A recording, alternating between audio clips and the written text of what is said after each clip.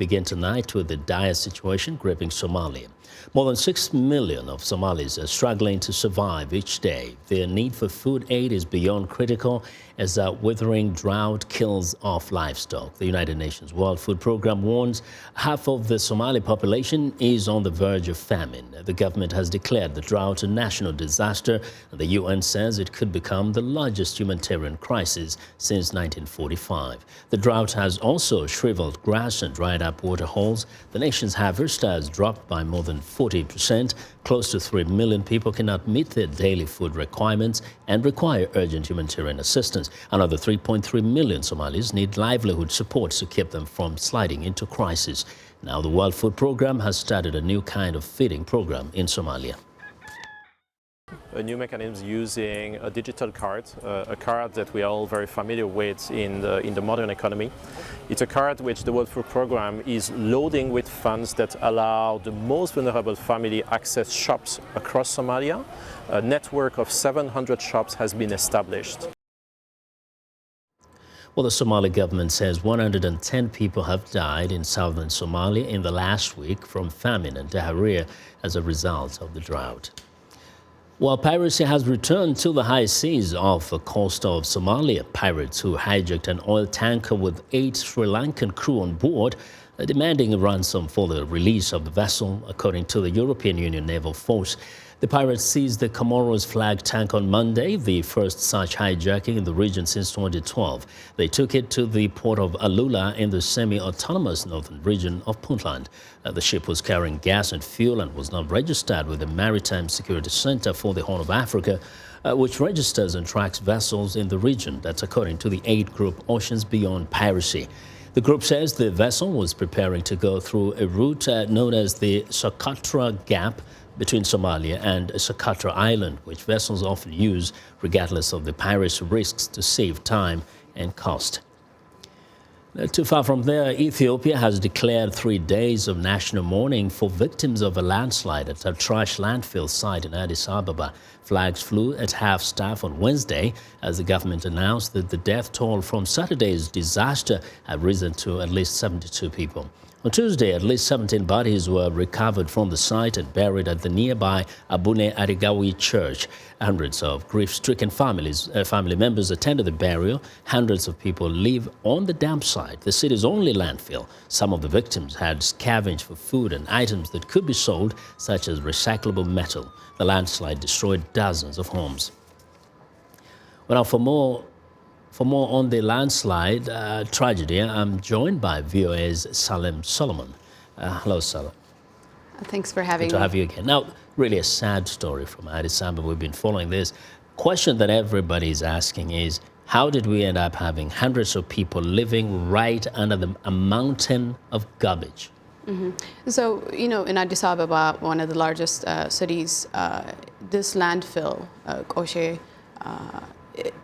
it's unfortunately, despite Ethiopia's unprecedented economic growth, over 22% are living below poverty line. So that means that people, in this area, 300 people live in there, benefiting or recycling some things that they're searching for. Mm-hmm. They climb the mount. You've seen pictures of the landfill. To gather things that they recycle. Some of them are homeless, some of them are children and mothers. And the mayor of Addis Ababa is saying he's going to move these people from there.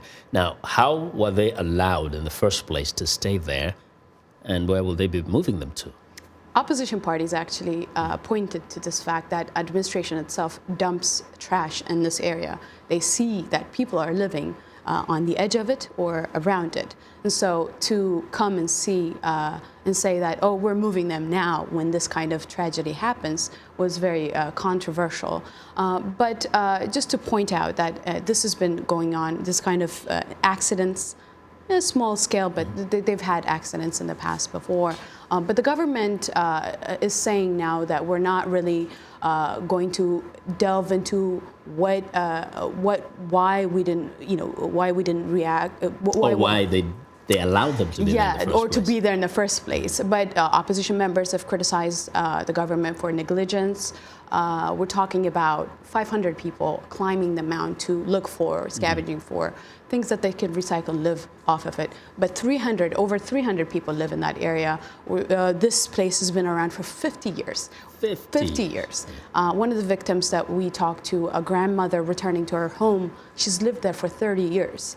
And her daughter, just pregnant with her children, died, and she spoke to our... So we're talking about an established settlement. I mean, if it's been all that time, the question is, does the government take some responsibility? Perhaps, have you heard anything about perhaps giving some compensation or helping these people out?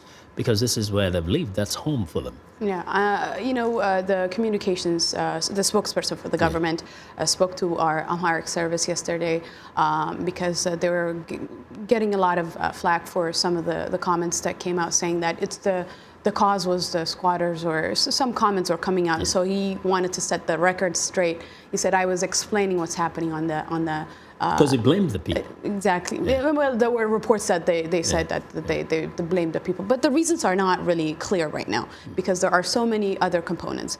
Some residents blame the government for having construction around that. There's a project, a biogas project, a joint project by UNDP, the government, and Addis Ababa University that some are suspecting could be the cause. It's still under investigation. There's not enough information as of now. Are there other similar settlements around the city of Addis Ababa, not necessarily of the similar magnitude, but in terms of an informal settlements like this?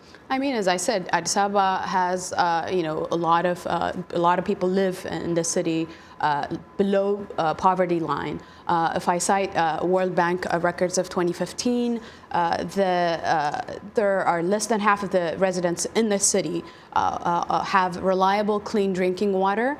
30% have sewage services. We're talking about people living in really, really difficult situation. Mm-hmm.